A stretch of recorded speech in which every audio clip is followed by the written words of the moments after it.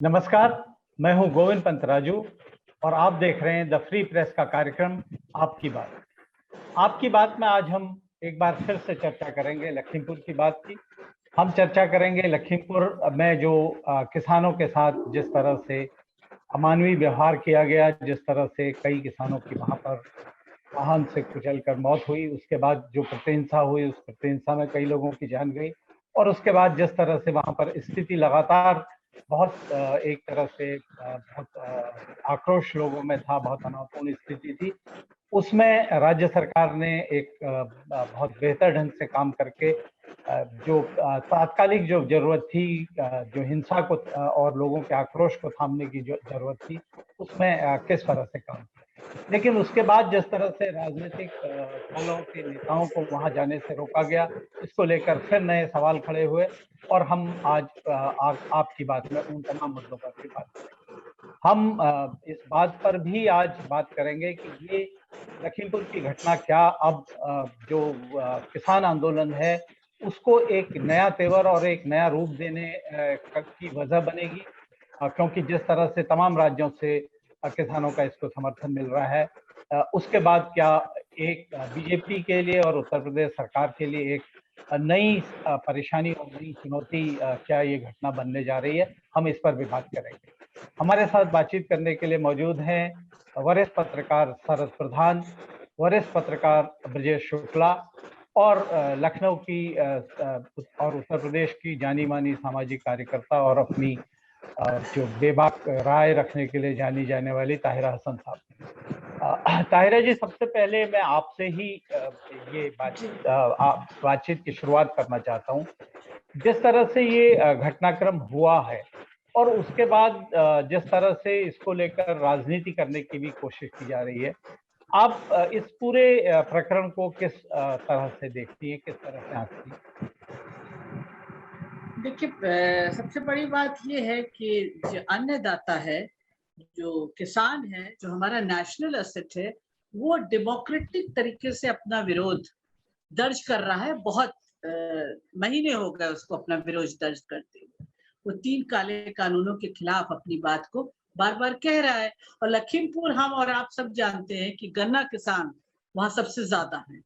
तो गन्ना किसान वहां पे मौजूद थे। जो मीडिया की रिपोर्ट्स आई कि वो सरकारी मिल और जो प्राइवेट मिल्स है, उन दोनों में जो उनका भुगतान पड़ा हुआ है। हम सब जानते हैं कोविड के बाद लाइवलीहुड बहुत मुश्किल हो गया है और किसान ने तो बहुत कुछ इकोनॉमी को टेक दे के रखा इस पूरे प्रोसेस में।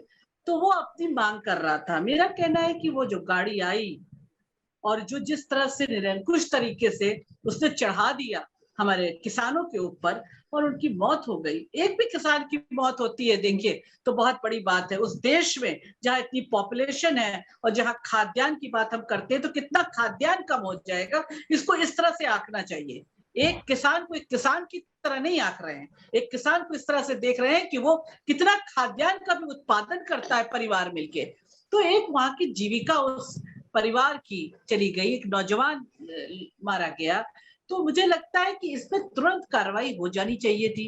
अगर तुरंत कार्रवाई, शांति बनाए रखना, आपने बिल्कुल सही कहा, ये प्रायोरिटी थी स्टेट की कि वहां शांति भंग ना हो, तो वो बनाए रखना। लेकिन जब लोग बता रहे थे कि चश्मदीद गवाह थे जो बता रहे थे कि इस तरह से एक मिनिस्टर साहब के बेटे का काम है, तो मुझे लगता है उनको तुरंत अगर अरेस्ट कर लिया जाता या उनको हिरासत में लेके पूछताछ कर दी जाती तो लोगों को थोड़ा सा विश्वास और थोड़ा सा वो होता कि एटलीस्ट जिसने इस तरह की कृत्य किया है, ये अभी जांच का विषय है। मैं फिर कहूंगी कि वो उसमें बैठे थे, वो कह रहे मैं नहीं बैठा था, मैं दूसरी जगह पे था, तो ये जांच का विषय है। लेकिन पूछताछ के दायरे में वो आ जाते हैं, तो इसलिए उनको लेना चाहिए था। आप कह रहे हैं कि एफआईआर भी शायद उन पे दर्ज हो गई हो।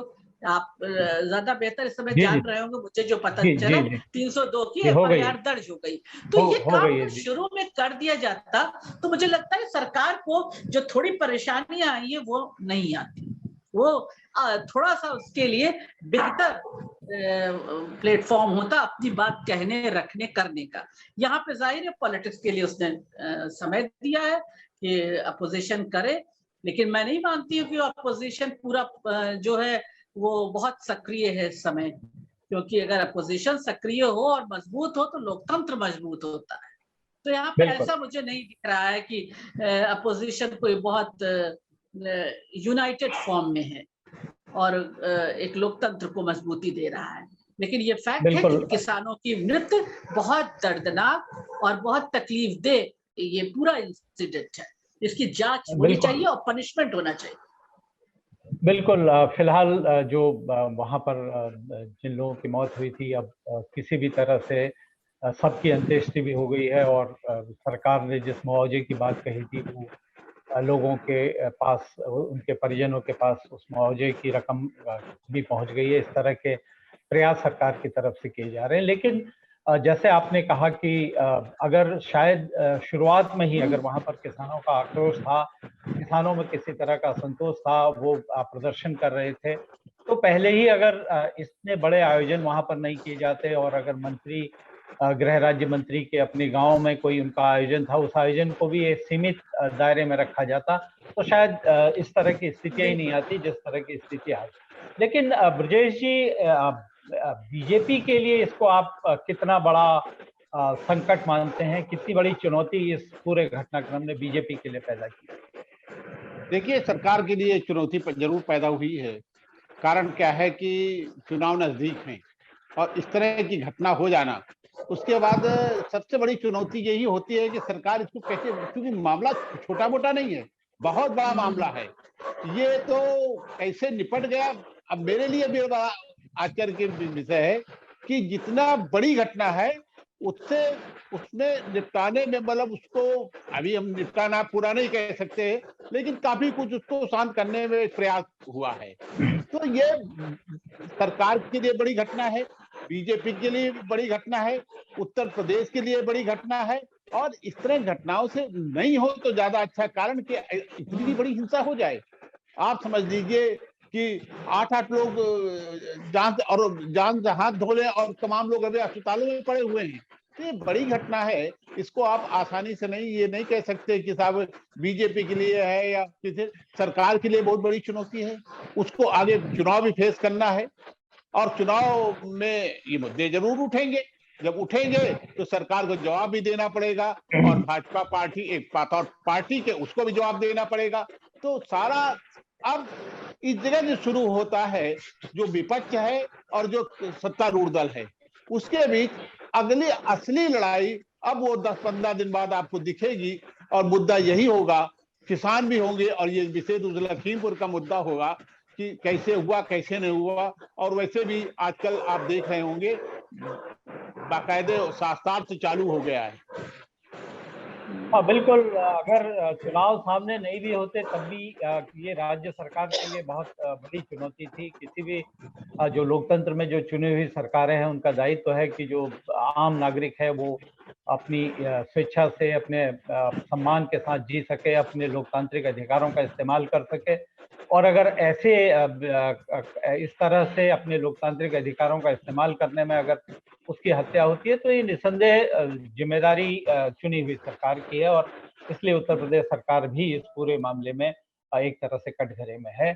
हालांकि राज्य सरकार ने ये तो कहा जा सकता है कि जो, जैसा आपने भी कहा कि शुरुआत में जितना ये बड़ा मामला था उसको तात्कालिक तौर पर उसको शांत करने में राज्य सरकार ने जितने भी प्रयत्न किए, जिस तरह से भी बातचीत करी, मध्यस्थता के प्रयास किए, उन्होंने कुछ हद तक उसमें कामयाबी सरकार को मिली है, क्योंकि असंतोष उग्र नहीं हो पाया। वो उसको फिलहाल वो जैसा है उसी जगह पर एक तरह से दबा हुआ।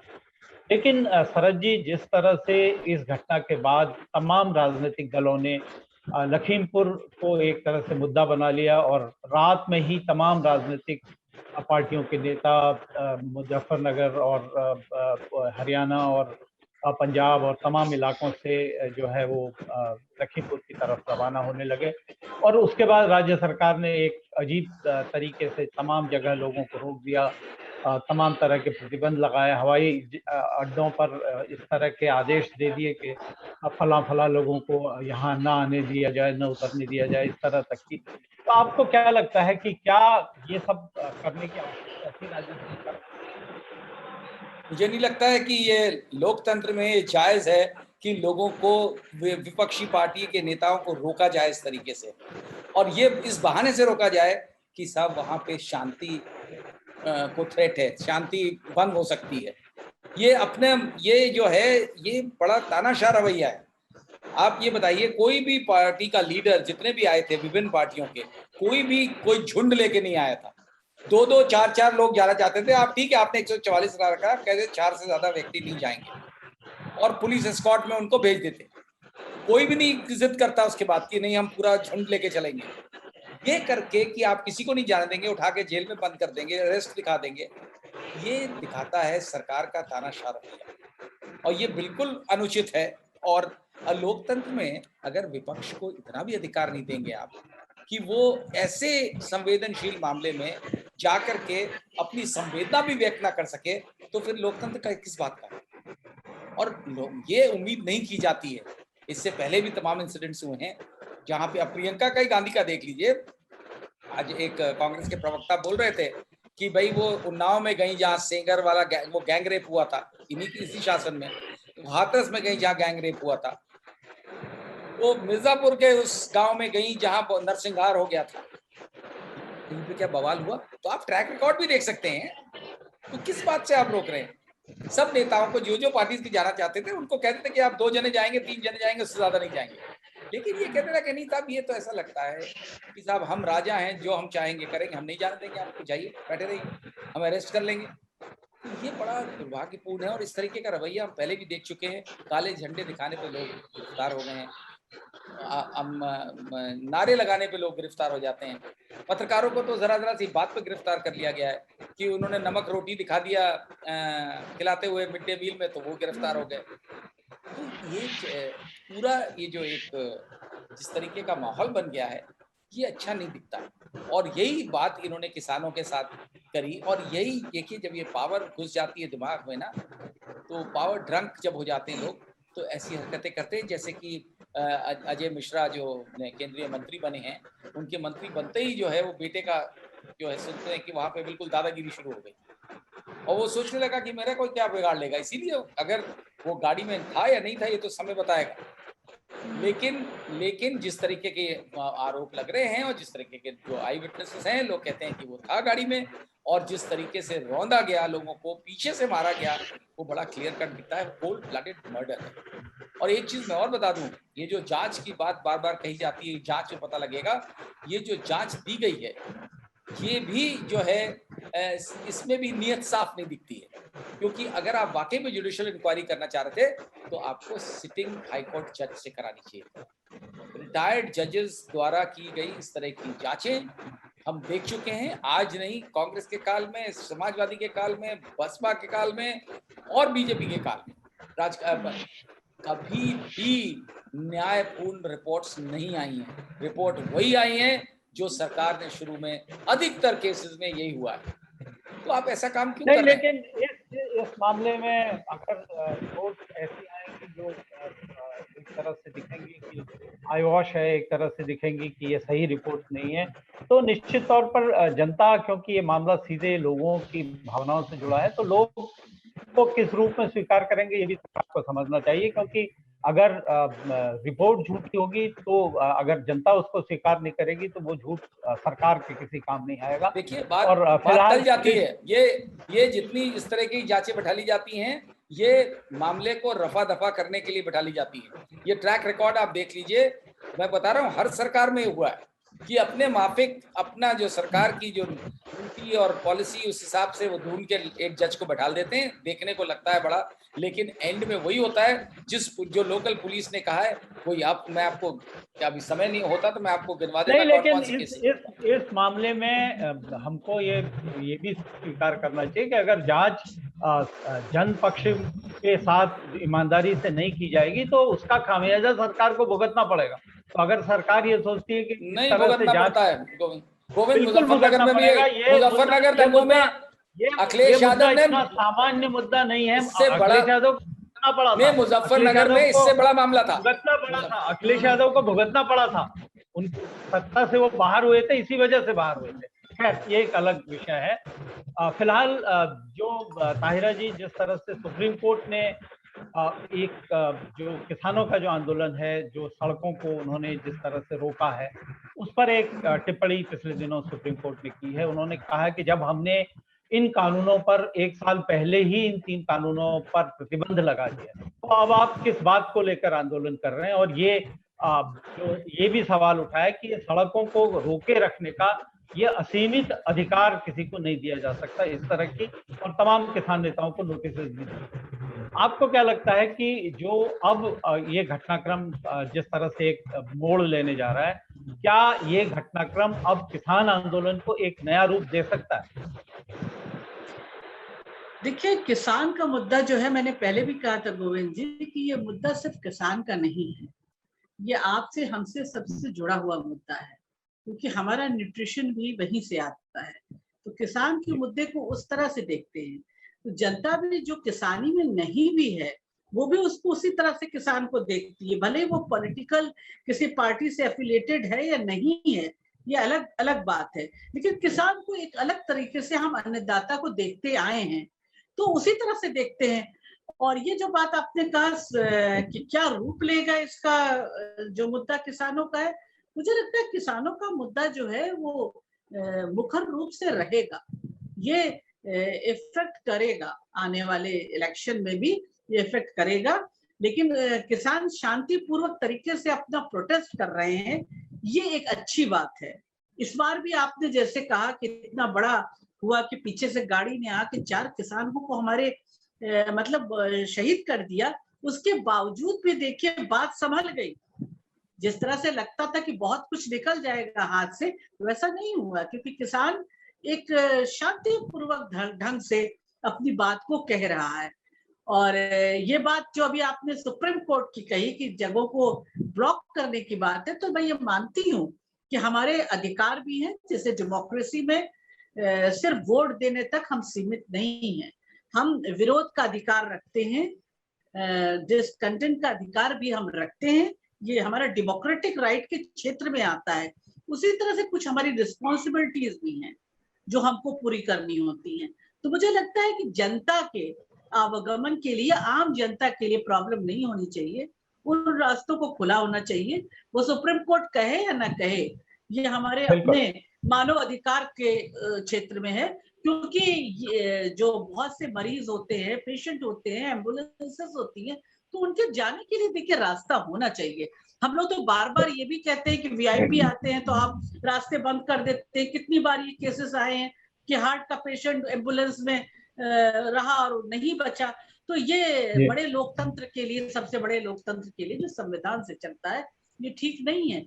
लेकिन किसान मुद्दे पे बात होनी चाहिए ना, किसान से आप बात करिए। मेरा कहना है जब मुद्दा किसान का है या मुद्दा मजदूर का है, मुद्दा महिलाओं का है, तो डेस्क की दूसरी तरफ मेज के, वो महिलाएं हो या मजदूर हो या किसान हो, जो जिनको विरोध है उनसे बात कीजिए ना। टेबल पे एक तरफ आप हो, ये दूसरी तरफ वो हो, तो मुझे लगता है डिसीजन मेकिंग में उनको लाइए। डिसीजन मेकिंग अगर कोई आप बनाते हैं कानून, महिलाओं के लिए बनाते हैं तो महिलाओं को लाइए, मजदूर के लिए बनाते हैं तो मजदूर रहे वहां पे, और किसान के लिए बनता है तो किसान वहां पे हो कि ये कानून हमारे लिए बने, ये हमारे लिए बेहतर होगा। ये इस तरह से सोचना पड़ेगा इस डेमोक्रेटिक कंट्री में, डेमोक्रेटिक सेटअप में, जो सबसे बड़ा लोकतंत्र है। बिल्कुल सही बात है। लोकतंत्र में जिम्मेदारियां भी हैं, कर्तव्य भी हैं, और जो चुनी हुई सरकारें हैं उनके दायित्व भी हैं। और कोई भी कानून अगर बनता है तो कम से कम जो उससे प्रभावित होने वाले लोग हैं उनको सुना जाना चाहिए, राय जरूर उस पर अमल किया जाना चाहिए। ब्रजेश जी, जो लखीमपुर का घटनाक्रम है उसमें केंद्रीय गृह राज्य मंत्री को लेकर बहुत आक्रोश वहां पर था। उनके एक बयान को लेकर शुरू में ये कहा जा रहा है कि वही बयान इस पूरे जो घटनाक्रम है इसकी जड़ बना, उसकी वजह से लोगों में, स्थानीय लोगों में, किसानों में बहुत गुस्सा पैदा हुआ, तमाम इस तरह की बातें हुई। और फिर ये मांग भी थी कि जो गृह राज्य मंत्री हैं उनको से इस्तीफा लिया जाए।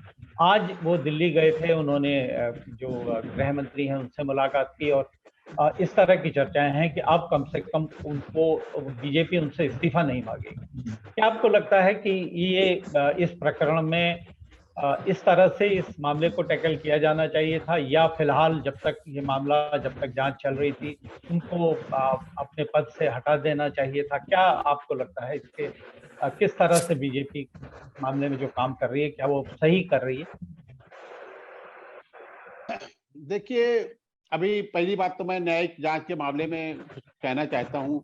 एक वक्त था जब मांग होती थी कि साफ संसदीय दल या विधायक मंडल दल के लोग चले जाएं और जांच कर लें। कई मामलों मैंने देखा है कि विधायकों का समूह गया और वहां निष्पक्षता से जांच की, और वो जांच जो होती थी 24 घंटे की होती थी, लेकिन सब कुछ निकल के सामने आ जाता था। न्यायिक जांच में देखिए अब कितना लंबा लगेगा, कितना क्या होगा। तो अब वो परिपाटी खत्म हो गई है, अब हम उसकी मांग ही नहीं करते। हम विधानमंडल दल या संसदीय दल के जांच की मांग ही नहीं करते हैं। हम उस पर पता नहीं क्यों, जिस पे भरोसा होना चाहिए उस पे भरोसा मेरा कम हुआ है। फिर जब न्यायिक जांच होगी तो वो महीनों चलती है और सबको बुलाती है, और फिर तो बयान दर्ज होते हैं और कुछ उसमें फर्जी भी लोग आते हैं, सब इस तरह की बातें होती हैं। जहां तक ये मामला है, मुझे लगता है कि इस्तीफा के लिए कल अमित शाह ने इनसे 2 बार बात की थी, ये जो अजय मिश्रा टैनी है, और लेकिन कई चीजें बीजेपी नेतृत्व के ऊपर, कई चीजें दबाव भी है। ये जो बयान आया है इसने काफी कुछ आग को भड़काया है, लेकिन उसके पहले क्या हुआ है, उसके पहले तमाम होर्डिंग्स वगैरह वहां फाड़े गए हैं, वहां बड़ा उपद्रव उसके पहले हुआ था। वो ये लड़ाई पिछले 1 महीने चल रही थी वहां पर। वो एक तरफ होर्डिंग फाड़ी जा रही थी और काली पोती जा रही, दूसरी तरफ उत्तेजित बयान आ रहे थे ये जो मंत्री हैं इनके। उसके कारण ये तनातनी आग की तनातनी नहीं है, बाकायदे इस पे एलआईयू ने इसमें कहा था साहब वहां ना जाइए, तो ये तनातनी और दोनों तरफ से हो रही थी। जिनका बयानबाजी, उधर वो होर्डिंग फाड़ते थे, उनके बैनर गिरा देते थे, तो ये चल रहा था। वो जो चुनौती है उसी पर पेश हुई किसान सम्मेलन में, उन्होंने कहा कि साहब निपट लेंगे ये सब सारी बातें।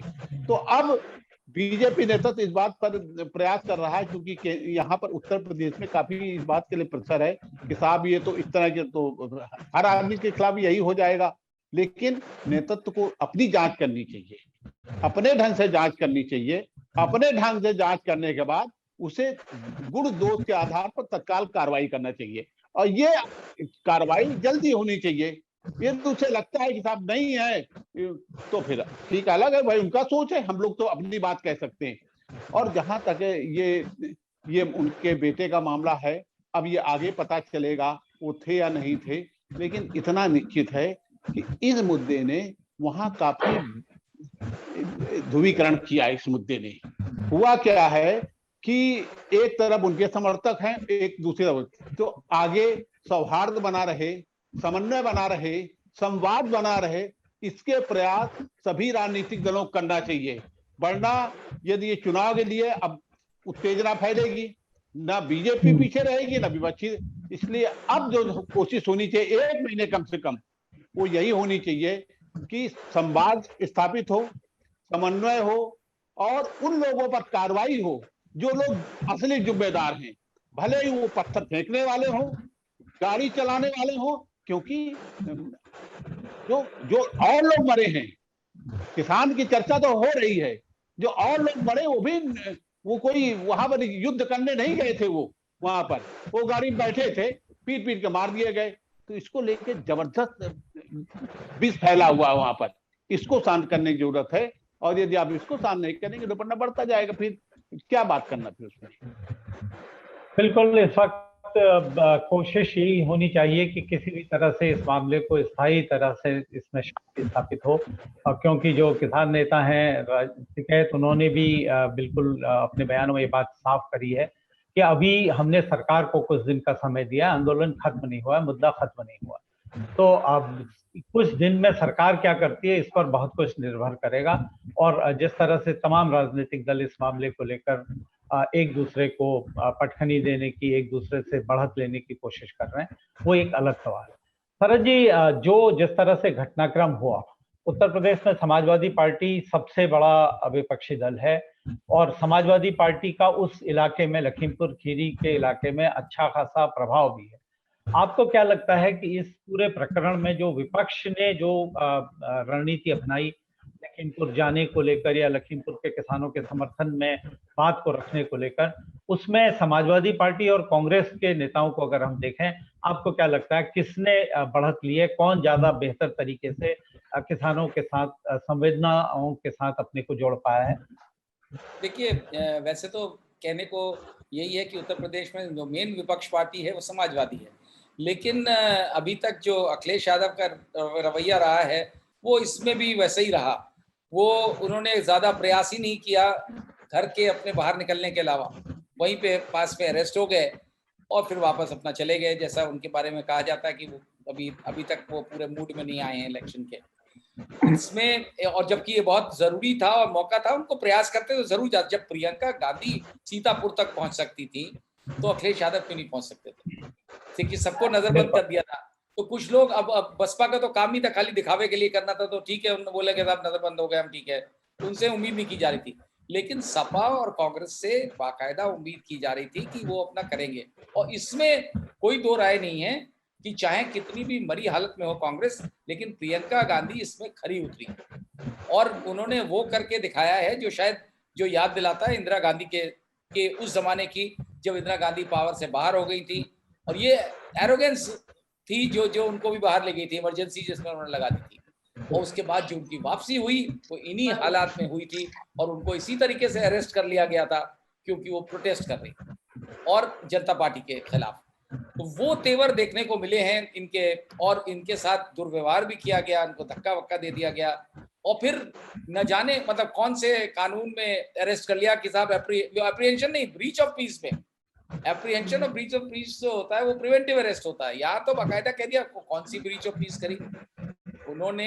बल्कि एज ए पॉलिटिशियन तारीफ की बात है, लेडी होकर के वो जब उनको उनके घर को उनको घर में नजरबंद कर दिया जहां वो रुकती हैं आकर के लखनऊ में, तो एयरपोर्ट से ही पुलिस आ गई थी। उन्होंने किस तरीके से अपने आप को डिस्गाइज करके उस घर से निकली, वो तकरीबन 1 किलोमीटर पैदल चल के गई और वहां से वो गाड़ी में बैठी सीतापुर रोड पे आगे, जहाँ पे जब उनको पुलिस को पता लगा वहां बैरियर पे उन्होंने चेकिंग शुरू कर दी, तो में से उस गाड़ी से निकल के छोटी गाड़ी में बैठ गई और फिर उन्होंने वो रास्ता ना अपना करके कोई खेतों का जो गलियों वो वैसी ना गांव के बजाय हाईवे पे चलने के वहां से होके गई। इसमें दिखता है कमिटमेंट। बाद में उनको रोक लिया गया, हर गांव में जाके उनको रोक लिया गया, लेकिन 50-60 किलोमीटर यहाँ से वो गई रात के टाइम में। और बिल्कुल जो है ये काबिले तारीफ है। ये तो कांग्रेस का क्योंकि संगठन ही नहीं है ग्राउंड पे, नहीं तो इसका कांग्रेस को बहुत फायदा मिलता। और इसमें यही चीज अगर अखिलेश करते तो बहुत कुछ उन्हें हासिल कर सकते थे अपनी पार्टी के लिए। तो ये जो है क्योंकि लेकिन इसमें कोई दो राय नहीं है कि सही माने में जो विपक्ष का रोल अदा किया है वो तो प्रियंका ने करा है, लेकिन अब उनकी पार्टी की जो दुर्दशा है उसको देखते हुए क्या कहा जाए, उसका कितना बेनिफिट मिलेगा। शरद जी शरद जी हाँ बोलिए। हाँ, ये मैं कह रहा था कि इस मामले में जो आपने कहा है ये बिल्कुल, मैं आपको बताऊं कि कैसे वो गई, वो किस ढंग से बिस्वा की तरह मुड़ गई गाड़ी उनकी। जो उस सिदौली से बिस्वा को सड़क जाती है उसमें चली गई। हाँ, जो भौगोलिक स्थिति, जो भौगोलिकता उसके क्षेत्र के भौगोलिक स्थिति जानकार थे, जो जानते थे कौन सी गली किधर मुड़ती है। हमेशा जब चलिए तो इस तरह के लोगों को लेना चाहिए। लेकिन एक लाइन और चलाई जा रही है, आपको बता दूं, एक लाइन मैंने कांग्रेस के ही कई समर्थकों का आज पोस्ट मैंने पढ़ा है कि जो उत्तर प्रदेश सरकार है वो जानबूझ के योजनाबद्ध ढंग से प्रियंका को माइलेज दे रही है जिससे वो कांग्रेस खड़ी रहे और लड़ाई में रहे। मुझे नहीं लगता इस बात में दम है। ये कोई मैं जो सोशल मीडिया की चर्चाओं की बात कर रहा हूँ। हाँ, वो हो सकता है सोशल मीडिया। रेल का मीडिया कैसे की वहां चर्चा गई, की बात किस कर रहा हूं। तरह मैं से सहमत उन्होंने नहीं गाड़ियों हूं, का काफिला बदला, मैं सहमत कैसे नहीं हूं, हुआ, लेकिन ये मैं बात कोई कर रहा बड़ा हूं। मुद्दा नहीं है। मुद्दा कि ये तो राजनेताओं की तमाम कोशिशें होती है। राहुल गांधी ने भी एक बार जब मुजफ्फरनगर उन्हें जाना था तो मोटरसाइकिल और तमाम चीजें करते हुए इस तरह से गए। ये कोई मुद्दा नहीं है। मुद्दा ये है कि मैं आप भट्टा वाकई परसाल में किसानों भट्टा परसाल किसानों जाना था, वहां गए थे वो। बिल्कुल बिल्कुल, किसानों के वास्तविक मुद्दों के साथ कितनी गंभीरता से जुड़े हैं, कितनी गंभीरता से उनकी बात को आगे ले जाने की कोशिश करते हैं और कितनी गंभीरता से उनके मुद्दे को संसद में या हमारे लोकतंत्र के जो बड़े प्रतिष्ठान है वहां पर उठाते हैं, ये ज्यादा बड़ी बात है। हालांकि इस घटना को राजनीतिक रंग देने के लिए अभी पंजाब से जिस तरह से ये चर्चाएं हैं कि पंजाब से कांग्रेस के कई हजार लोग कल रवाना होंगे जो लखीमपुर आएंगे और इस तरह से कोशिशें हो रही हैं। महाराष्ट्र में जो वहां पर सत्तारूढ़ गठबंधन है, शिवसेना, कांग्रेस और पवार साहब की पार्टी का, उसने वहां बंद, किसानों के समर्थन में बंद की घोषणा भी कर दी है। तो एक चीज बिल्कुल साफ है कि राजनीतिक तौर पर इस मुद्दे को बड़ा बनाने की और इस मुद्दे से माइलेज लेने की कोशिश तमाम राजनीतिक दल करेंगे। लेकिन हम अपेक्षा करते हैं कि ऐसे वक्त पर जब किसान वाकई में अगर संकट में हैं, उनके साथ हमदर्दी का व्यवहार हो। इस पूरी घटना के लिए जो भी जिम्मेदार लोग हैं, जिस हद तक किसी भी वो पद और किसी भी वो जिम्मेदारी को निभा रहे हों, उनके खिलाफ अगर वो दोषी हैं तो उनके खिलाफ कार्रवाई हो। हम ये भी अपेक्षा करते हैं कि कम से कम राज्य सरकार और बीजेपी की तरफ से ऐसा प्रयास न हो जिससे वहां पर सामाजिक सद्भाव बिगड़े। विपक्ष अगर कोशिश भी करता है तो सत्तारूढ़ पार्टी से हम ये अपेक्षा करते हैं कि वो वहां पर एक बड़ी पार्टी होने के नाते जिम्मेदारी से काम करे और लोगों के बीच में दो लोगों के, वहां के समाज के लोगों के बीच में लड़ाइयां न पैदा हो। इसी उम्मीद के साथ हम आपकी बात को आज यहीं पर समाप्त कर रहे हैं। आप सबका बहुत बहुत धन्यवाद। ताहिरा जी, आपका भी धन्यवाद विशेष रूप से। और मैं अपने दर्शकों का आह्वान करता हूं, जो हमारे दर्शक हमारे इस कार्यक्रम को देखते हैं, वो हमको सब्सक्राइब करें, हमको लाइक करें, हमको शेयर करें और साथ ही साथ हमारे इस कार्यक्रम को लेकर, हमारे जो रोजाना के कार्यक्रम हैं उनको लेकर अपनी टिप्पणियों से हमको अवगत कराते रहें, क्योंकि उनकी टिप्पणियां ही हमको अपने कार्यक्रम को और बेहतर बनाने के लिए एक नजरिया देती हैं। हम उनसे ये फिर से गुजारिश करते हैं कि वो अपनी टिप्पणियों से हमको अवगत कराते रहें, ताकि द फ्री प्रेस के माध्यम से एक स्वतंत्र और निष्पक्ष पत्रकारिता को लगातार जिंदा रखने की जो हम कोशिश कर रहे हैं, उस कोशिश में हम कामयाब हों। आप सबका धन्यवाद, आभार, नमस्कार।